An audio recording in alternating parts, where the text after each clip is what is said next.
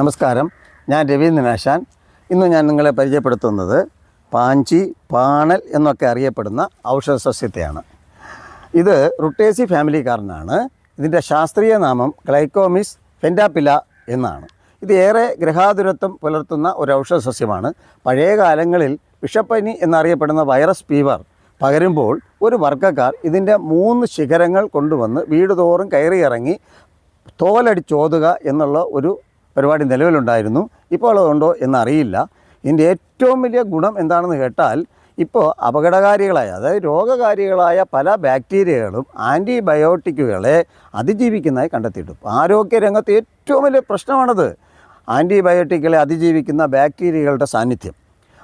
അത്തരം സ്റ്റെഫിലോകോക്കസ്, ഈ കോളി തുടങ്ങിയ വിവിധ തരത്തിലുള്ള ബാക്ടീരിയകളെ അതിജീവിക്കാനും അതിനെ നശിപ്പിക്കാനുള്ള ശേഷി ഈ പാഞ്ചി എന്ന ഔഷധ സസ്യത്തിനുണ്ട്. ഇത് ഇന്നത്തെയും നാളത്തെയും ഔഷധമാണ്.